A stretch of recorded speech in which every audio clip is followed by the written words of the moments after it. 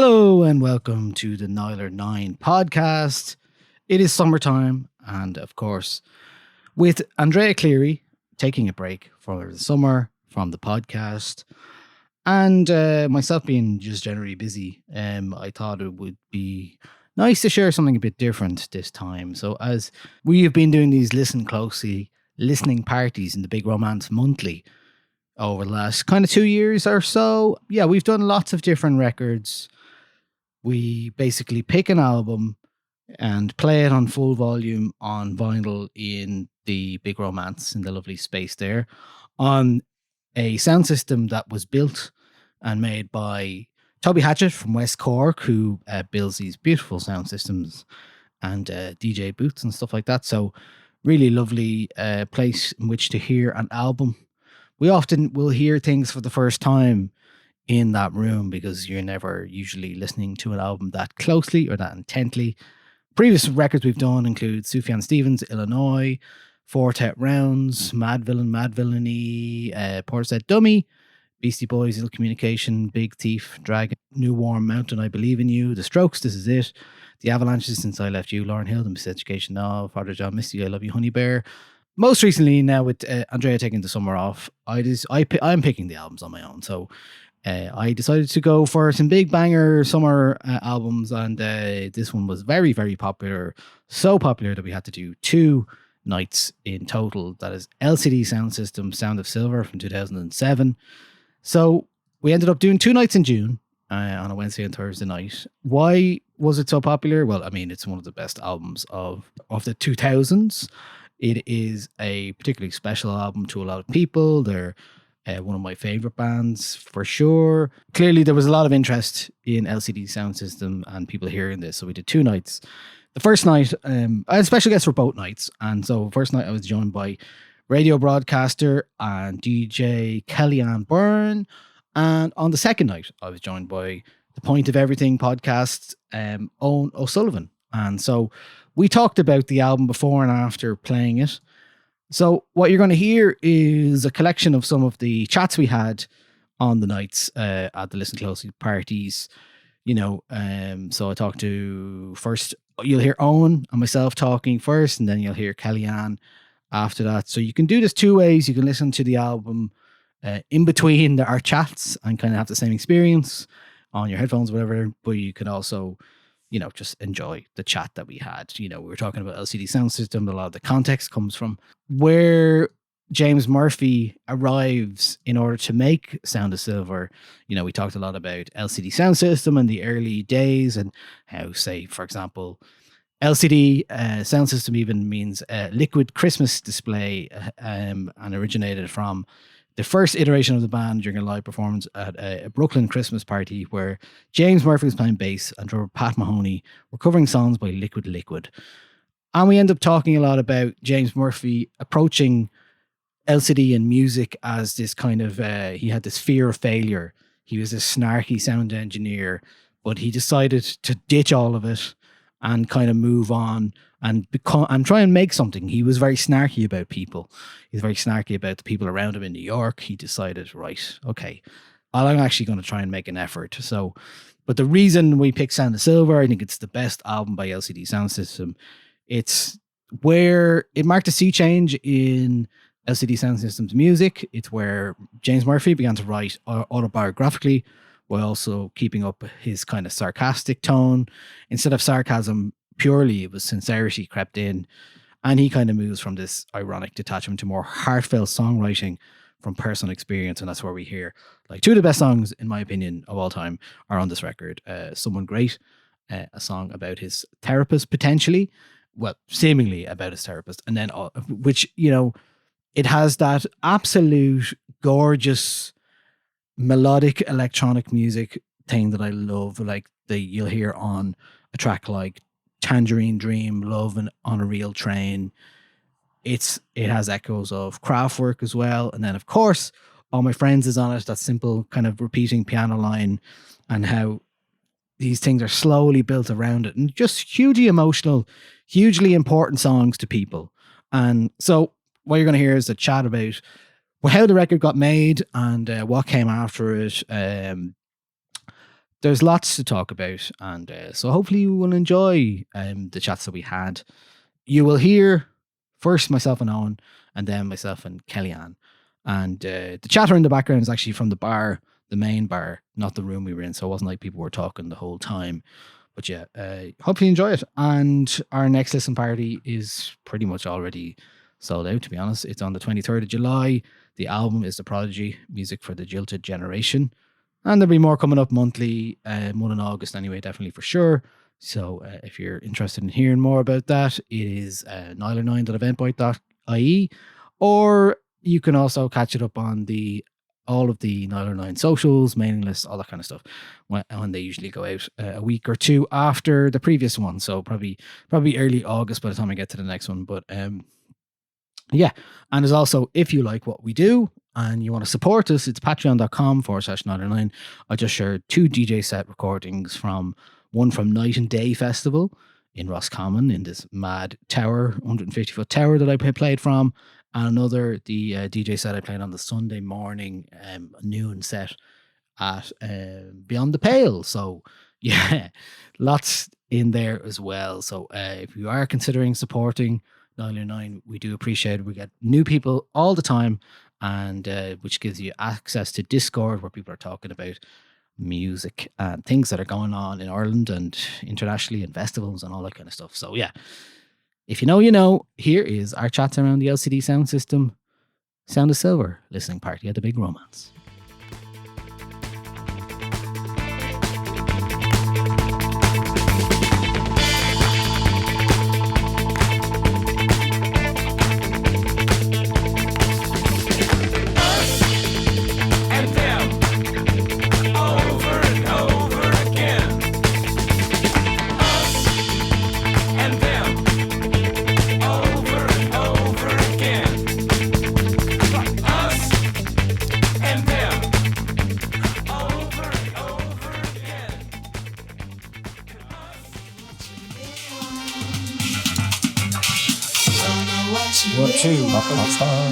Hello, everybody.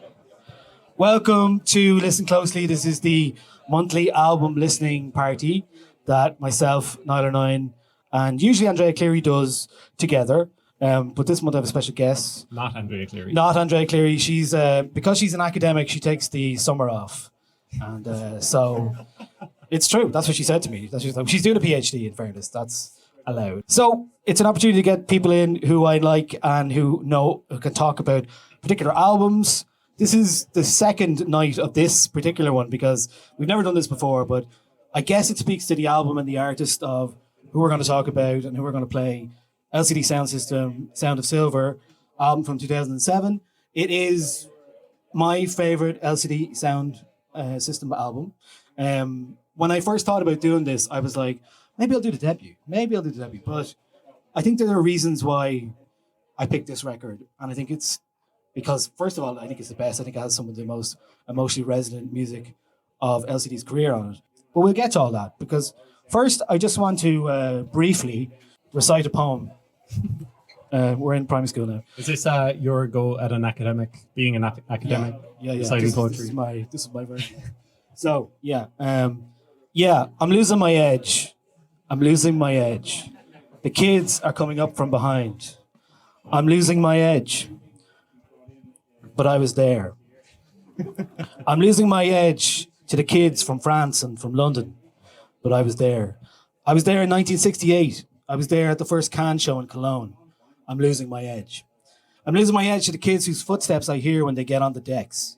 I'm losing my edge to the internet seekers who can tell me every member of every good group from 1962 to 1978. I'm losing my edge to all the kids in Tokyo and Berlin. I'm losing my edge to the art school Brooklynites in little jackets and borrowed nostalgia for the unremembered 80s. But I'm losing my edge. I'm losing my edge, but I was there. But I was there. I'm losing my edge. I can hear the footsteps every night on the decks, but I was there. I was there in 1974 at the first suicide practices in a loft in New York City. I was working on the organ sounds with much patience. I was there when Captain Beefheart started up his first band. I told him, don't do it that way, you'll never make a dime. I was there. I was the first guy playing Daft Punk to the rock kids. I played it at CBGB's. Everybody thought I was crazy. We all know I was there. I was there. I've never been wrong. I used to work in the record store. I had everything before anyone. I was there in the Paradise Garage DJ booth with Larry Levan. I was there in Jamaica during the Great Sound Clashes. I woke up naked on the beach in Ibiza in 1988. But I'm losing my edge to better looking people with better ideas and more talent. And they're actually really, really nice. I'm losing my edge.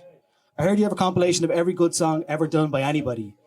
Every great song by the Beach Boys, all the underground hits, all the Modern Lovers tracks. I heard you have a vinyl of every Niagara record on German import. I heard that you have a white label of every seminal Detroit techno hit, 1985, 86, 87. I heard that you have a CD compilation of every good 60s cut and another box set from the 70s. I hear you're buying a synthesizer and an arpeggiator and you're throwing your computer out the window because you want to make something real. You want to make a Yaz record. I hear that you and your band have sold your guitars and bought turntables. I hear that you and your band have sold your turntables and bought guitars. I hear everybody that you know is more relevant than everyone I know. But have you seen my records? This Heat, Perubu, Outsiders, Nation of Ulysses, Mars, The Trojans, The Black Dice, Todd Terry, The Germs, Section 25, Althea and Donna, Sexual Harassment, Aha, Perubu, Dorothy Ashby, Pill, The Fania All-Stars, The Barcades, The Human League, The Normal, Lou Reed, Scott Walker, Monks, Niagara, Joy Division, Lower 48, The Association, Sun Ra, Scientists, Royal Trucks, 10cc, Eric B. and Rakim, Index, Basic Channel, Soul Sonic Force, Juan Atkins, David Axelrod, Electric Prunes, Gil, Scott, Heron, The Slits, Faust, Mantronics, Pharaoh Sanders and the Fire Engines, The Swans, The Soft Cell, The Sonics, The Sonics, The Sonics, The Sonics. You don't know what you really want. You don't know what you really want. So yeah, that was James Murphy. Obviously, the reason I wanted to do that is because I think it encapsulates everything about the mission statement. You heard it there just before we started. The mission statement of LCD Soundsystem is losing my edge. It's a man who decides much later in life that he's going to start something and going to do something with his life. And he starts making these records.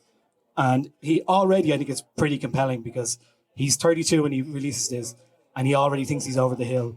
He's already past it. He's aged out of making music. He's aged out of everything that is, accepted in the modern music world. He's like, oh, I can't do this because I'm blind. But there's a reason for that, because that's because James Murphy comes from failure. He talks about this a lot. So he started in the 90s, in the late 90s, early 2000s. He was kind of this live audio engineer in the Lower East Side in a place called Brownies, and working for $80 a night, kind of just doing live sound. Sometimes he'd go on tour with bands, but he was kind of become a cynic. He'd become a cynic, and he sort of decided that, he didn't like who he became. And he decided that instead of sneer at everyone, he would try and engage. So actually, I have a few quotes from him about that, because I was reading this yesterday and I thought, this is fairly interesting stuff, because I think it kind of explains a lot about what we're going to hear when we do get to it. So one sec. Owen, do you have any thoughts about the early years of that LCD was very Soundsystem? informative in itself. James Murphy moved to New York in 1989. He's playing in a load of punk bands. He's a drummer, and he's playing in a load of different punk bands, good and bad, and they all just kind of come to an end. And the big realization for him is when he takes ecstasy at a nightclub while he's listening to a Beatles song. So Tomorrow Never Knows. Yeah, so I was looking at this because I couldn't remember yesterday, but I think it's in Meet Me in the Bathroom, the book. There's a lot of stuff, salacious stuff about James Murphy in that book, and none of it good. But he basically has fallen out with a lot of people. But I think he went to a David Holmes DJ set and kind of... Was it David David Holmes? Holmes, David yeah. Holmes, who's so key to the story as well, isn't Yeah, because Bow Down to the Exit Sign. Let's Get Killed was the album that he engineered in DFA, and it was one of the first records that he ended up working on, as in James Murphy ended up working on. That's where he met Tim Goldsworthy for the first time. That's where DFA came from. So before all that, though, this is what James says about himself. And I think, it's kind of an inspirational story in a way, because, a lot of people feel this. A lot of people are scared of failure. I was really a failure. I dropped out of college to make music, but then I stopped making music. I was not even an epic failure, but a sad, pathetic failure. A real epic failure you could get behind. Like, I tried this big thing and it failed and I lost everything. No, I just frittered away my years away doing nothing, being in dead-end relationships and dead-end bands. I didn't take responsibility for much. I just felt bad for myself and wondered why my life wasn't better. So when I was 26, I realized that my life was not going all the way I wanted it to go. This is not what I expected.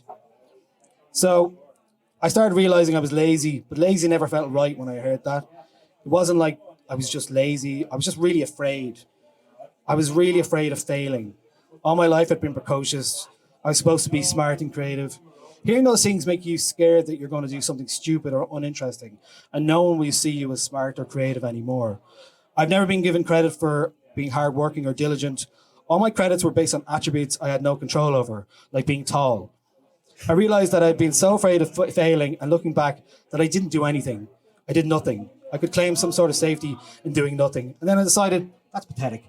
So I needed to work against all those instincts and start doing things. So that's when I started the record company, DFA. That's when I built the studio and became aggressive in engaging with culture. To speak what you were saying there about the time that he kind of realized, this is his change of mind, really. I never really engaged with culture before. If there were cool people in New York City, I would be sour grapes about it. I'd be bitter thinking, I want to go to that place. It's lame. Those people think they're so cool. So I decided to go and see if 10% of those people were fun. Like every other group, 10% of the people were decent.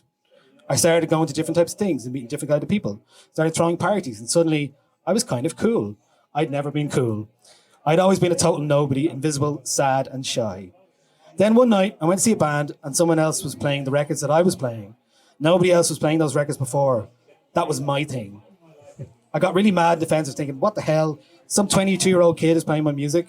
I got really embarrassed because I didn't write those records. I just owned them. So you can't be proud of yourself for owning those records. But I was mad at myself because I knew that kid was at one of my parties and it was a dense conflict I couldn't resolve. So that's where Losing My Edge came from. I was angry, but also pathetic for being angry. It felt dense and easy to write from, easy to make something from. And then to compound that, the fact that it inspires him to write his debut single, he says, I made that song and everybody thought it was terrible. I remember playing it for people and they would give me this face like they didn't want to say anything. They'd say technical things like, what's that one on the drums? And I think, okay, you don't like this. Only Phil Mossman, the original LCD guitar player, liked it. He was older than me and found it really funny. So we put it out. My partners Tim and John thought it was a mistake and would look at me like an idiot. It was the B-sides of the last minute, but I insisted it should be the A-side. I wanted to sink or swim with that. So I think it did pretty well, in fairness. So that came out in 2002, the debut single, and it's such a defining song for LCD Soundsystem, isn't it? It's a song that almost everything else is judged against, I think. I mean, all of the songs on this album, you can almost could you reference this in terms of Losing My Edge? Even the first song, it's almost the same drum sound as Losing My Edge, isn't it? Well, this is something that James Murphy would do an awful lot in all of his music. He would reference music that he loved, mostly in a way that was like creative, and mostly in a way that was like, oh, if you know, you know. Like, I mean, Losing My Edge is based on the Killing Joke song Change. Very much, that's played on guitar. Losing My Edge is played on synth. And he's done that throughout his entire career. So even when like LCD Soundsystem, the debut album came out, first of all, it was a series of 12 inches, and then the album came, and then you're like, Never As Tired As I'm Waking Up and stuff like that. Like, there's almost Beatles-y kind of music on it, you know what I mean? So like, it's not something you'd automatically expect, but certainly a lot of the bands and a lot of the artists he mentioned there are the ones that have inspired him. And, you know, I love when an artist does this, like Daft Punk did it on Teachers, like name-checking their influences and stuff like that. It's a really nice way. And I guess the other thing about this is that, like, when people start out making music, especially from the turn from the 90s to the 2000s, James Murphy was the guy who would have put something over the record so no one could see what he was playing because he didn't want people to know. So he should have had one of these, basically, what I'm saying. So then nobody could have ripped him off, but then he wouldn't have had Losing My Edge without that. But, you know, and you can hear that now in that song. He's like, oh my God, the internet seekers. People, the knowledge, the gatekeeping that he had in doing this was no longer relevant. Everyone could just find out what he found out very easily. So it's a crisis of confidence. Yeah, it's even different now, isn't it? Like, people can just Shazam whatever they want in the club now. Like, you can't have any secrets as a DJ anymore. Well, I will say, as somebody who DJs, I always love when somebody comes up and asks what the tune is. Don't Shazam it. I'd happily tell you what it is. That's the whole point. But like you say, we're not talking about the first album. We're here to talk about the second album. Does the first album feel almost like a collection of singles rather than a coherent I think so. album? Yeah, because I think it comes from that the B side or the side B or the disc 2, whatever it is the original 12 inches kind of stuff, and then Of the LCD album, Soundsystem. the first like 12 inches. I think that's what they are, and then the album is kind of follows along in that vein. I mean, there's great tunes on that record, obviously, but the main thing I think that what starts to happen is he does this ironic hipster detachment thing, which he's very good at. Like Losing My Edge is that. It's like all my references, it's all out there. Everything's going wrong, but he starts to realize when he gets to Sound of Silver is that he has actually things to say, autobiographical things from his life that actually make sense, and it means that we get songs like Someone Great and All My Friends in particular, New York, I Love You, but You're Bringing Me Down, on this record, where it's just like, whoa, you go from Losing My Edge to that, and we'll play it, and it's really noticeable when we did this last night, when we finished with New York, I Love You, it kind of feels like the curtain closer, and like the last tune at the bar, like a Frank Sinatra tune almost, you know what I mean? So it's to go from this, like, I'm making these like dance punk rock records to like this very different sound. I think it just shows how good he was at subsuming his influences and really like changing that to make it his own. I think he was always really good at making it his own. So just like building up to the album, like I think of them as an indie dance band, but like the first album is so many different sounds. It's like there are a couple of proper punk rock songs on there. So what happens in between? He says that he was kind of looking for what the follow-up to the first album should be, and Nike asked him to make this album 4533, which I know you're a big fan of. Yeah. It's just this one track, 45, and it's got the music for Someone Great. The instrumental part, yeah. So it's all instrumental, all dance music, and it kind of shows him the way for LCD Soundsystem to go. And I think this is, like, Sound of Silver is a proper, like, indie dance. Yeah, I mean, album. it definitely has like a few like rock tunes on it as well. Like one but then the title track is like pure dance that we're going to hear in the second half of the album. Like, I think 4533 is the point where he realizes that he can do much more. That obviously the thing about James Murphy is he's a perfectionist. If you look at the credits for Sound of Silver, he plays nearly everything on it. Now, he does ask his friends to play some certain things, probably because he can't play them. That's literally, if he could play it, he probably would. There's one instrument listed, I think it's on Us Versus Them, the fun organ, which you can look out for the fun organ when that track comes on. But he plays all of the drums on it. I was wondering about that because that's his drumming thing coming through. And that's the other thing I think about that I've always loved about LCD. And it's funny that he called it Sound of Silver because, you know, the reason it was called Sound of Silver because it's on the record as well. You can see in the liner notes and all the photos on the inside, like the whole. It's in here somewhere. He did cover everything in silver, like literally, like he got loads of tinfoil, you can foil see hat it conspiracy. on the inside sleeve. Yeah. So I mean, he did that because he wanted to have a mood. And I think on This Is Happening, every time he went to the studio, he would just wear white. So that was just a thing he did. But like the reason it's called Sound of Silver as well is because it's the second record. He was like fretting about the idea that, you know, he wouldn't make something as good as the first album. He said he woke up one night in the middle of the night and went, I have it. I just have to make the second record better than the first one. And he thought this was some sort of revelation in his sleep. He was like, oh wow, that's all I had to do. Right, brilliant. His dad told him as well that like the best thing you're ever going to do in your life is have a child, and the second best thing you're ever going to do is, or the next great thing you're going to do is always going to be the second best thing that you do. You're always going to get the silver medal for that. So I think that's also in there too. It just goes to show what kind of a person he is, and also like maybe the ultimate thing that shows what kind of a person James Murphy is that the album is dedicated to his psychotherapist. His therapist. Yeah. So Someone Great is a brilliant song about grief, but it's also a song dedicated to his longtime therapist who died just before. I think he would credit that therapist with helping him change the ideas about his failure that he had as a creative endeavor. That's when you listen to the lyrics, you're like, wow, it's really moving song. It's a song about grief, isn't it? Yeah, it is. Which is like, when you think about it, this is a dance album, and like one of the best songs on it is this. Like, but that's what I'm talking about. Like, this is song. why he didn't do this on the first record, and he does it occasionally afterwards, but never to the deep resonance. Obviously, like people say that All My Friends is one of the best songs, and someone great as well, in my opinion, is one of the best songs ever written. Like those are classics to me. But we'll talk about the specific songs after we play the record, because I'm aware that there's a lot of, we have 56 minutes of a record to play. So is there anything else you'd like to add about the context of this record that people should maybe be aware of before we start? No, I mean, what I was wondering was just how big a band were LCD Soundsystem coming off that first album. I think that they're like, you know, you hate using this word maybe 20 years later, but at the time they're probably the definitive version of like a hipster's favorite band. Yeah, absolutely. I don't know how big they are at the time. Like, what, I mean, could they have played the 3 Arena? Obviously, no. I mean, when didn't they play Tripod and all after? That was their final show in Or- their final show in Dublin was a Tripod. But it's just hard to get a sense of, or for me now, just trying to do my research, just how big a band were they back then coming up. I mean, to they this were the cool album. new thing, and as well, I mean, if you've read Meet Me in the Bathroom, they're in it, but they're not really part of that scene. No, Like, they're not no. at all. He says he only moved to Brooklyn in 2005. Okay. I don't know where else he was living in New York at the time, but you think of them as this quintessential New York band, don't you? Yeah. I mean, yeah. the last song is called New York, I Yeah, Love You. well, And I there's mean- a couple of references throughout the album to New York as well. I've seen it called like a great New York album. I kind of don't see all of the references in there that maybe a Yeah. New Yorker would.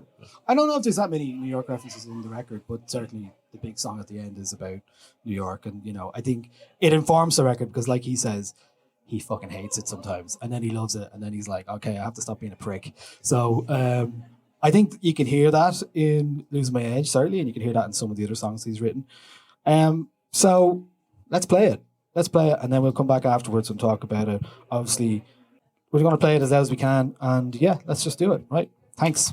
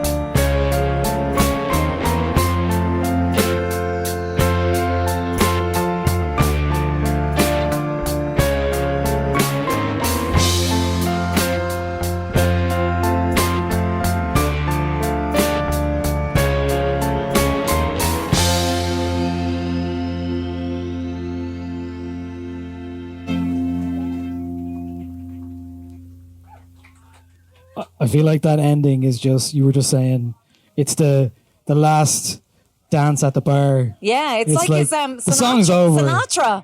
It's like Sinatra. Yeah, 100%. It's incredible that he went so quickly from, in a way, Losing My Edge and like the very electronic kind of dancey stuff to a very traditional arrangement on Yeah. New York, I Love You.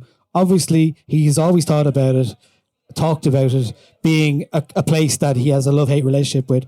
But when you live there, that's what I lived there Yeah. twice, and that's what happens. You're like you literally fucking hate it. You're on the subway like, I'm gonna fucking kill someone, and then next minute you'll spot something you've never seen, and you're like, oh, this city's amazing. And so it's got it. When you live there, everybody feels like that about it. But also, I think that was about gentrification and it changing a lot from when he had gone in, like, I think the 90s or probably the late 80s, when it was extremely dangerous, actually, but it had a lot of character. And so I think he felt it was kind of becoming sanitized, Well, surely he was like Dublin. he was around in the part Sorry. of that, you know, like of the gentrification of Brooklyn and all that kind of stuff, and then the emptying out of Manhattan. He talked about working in a venue in Manhattan, Brownies, I think it was called, Lower East Side stuff. So definitely he has seen that change, and now, like, I mean, he's obviously a huge part of the New York fabric in terms of he has places there. Doesn't he have a coffee shop He there? has a restaurant. I never Yeah. got to the restaurant. He has a restaurant. He has his own coffee brand. He runs Yeah. Good Room, Good Room. If you go to New York, Good Room is the best club in New York. So yeah, I went 2 years ago. I got I can't remember if this is like just a thing I was told or whatever, but I had to get on to Ryan Skelton and basically get on the guest list kind of thing. He'll hook you up. Yeah. So it's called Night Moves, and the night is called Night Moves. Or it's Good Room. Otherwise, Good Room. Yeah. It's a lovely. It's a bit like this room, except for more plants and stuff. And the whiskey sours are twice the price. And if you put them down to dance, they'll take them away. Very expensive mistake. But the best sound system in New York.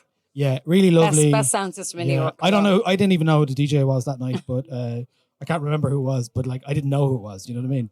Like, very much like, yeah. It felt nice. It was like, this is a proper New York night where like it's not anyone can kind of roll in.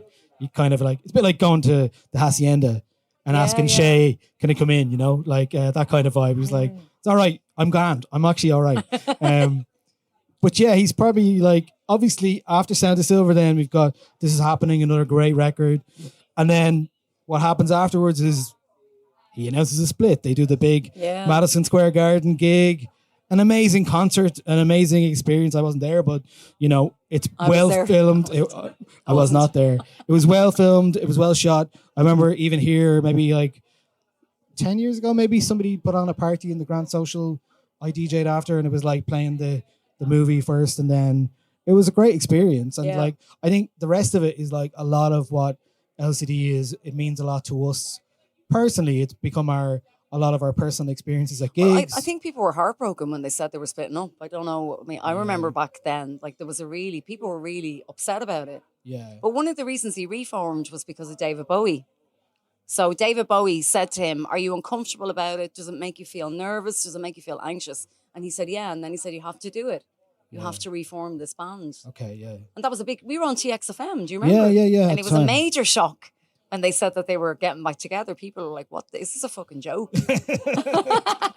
You broke our hearts. And then, well, no, it's great. Yeah, I mean, look, I don't want to talk too much about American Dream because, you know, it may be posits that maybe they shouldn't got back together. It's not their best record. It's not my favorite. Let's put it mildly. I was listening to it again today. I was like, there's only a few keepers on this one. I do feel like this is definitely the pinnacle. Yeah. And I think one thing about this record is how vulnerable he is as an artist. And even, I don't know if you felt it with Someone Great, but it's an amazing portrayal of grief.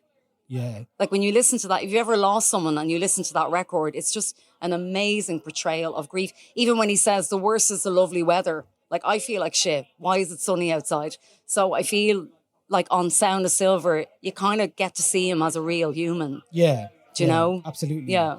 And it's deeply resonant. And for a man to go from like the sardonic snark of the first releases to this deep emotional like resonance and sharing, like he goes from the I'm not going to tell you how to do things.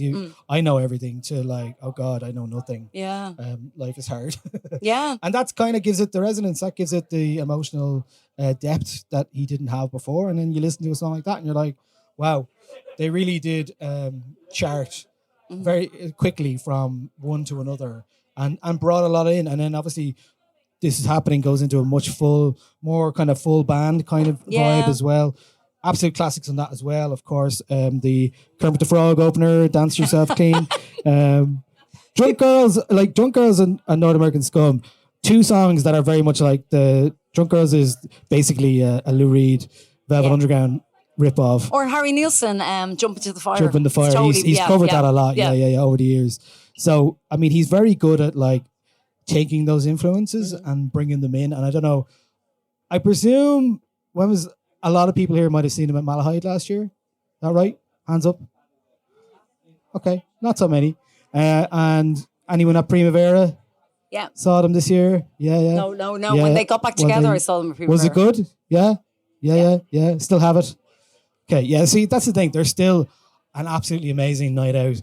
One of my key, like, amazing memories of seeing LCD and in music and live music is went to see them in Brixton 2 years ago when they did the first run, and the first song, I was looking back there because I couldn't remember if it was the right one, but I'm pretty sure it was when they do Us Versus Them, the disco ball, when they hit the disco ball with the lights in the second half, and it like spine-chillingly good. I was like, oh my fucking God, this is so good. They're still one of the best live bands ever, hands down. Yeah. Like if you see, they're consistently good. I've never seen them do a bad show ever. Yeah. And I think if I was in a band, if I did make music, I have no desire to, but I feel like that's the kind of band I'd want to be in, where there's just loads of equipment. There's a studio on stage. Everyone's having a great time. They're all boxed in. And also it really lends itself to the experience of the gig to see people really playing together, but like disparately, loads of different people, loads of different synths, loads of different whatever. Like, I think that's his vision, and that's something he's done really, really well, really well. And I think, Sound of Silver, would you agree, would be your favorite record? Yeah. Anybody else have another favorite from the list?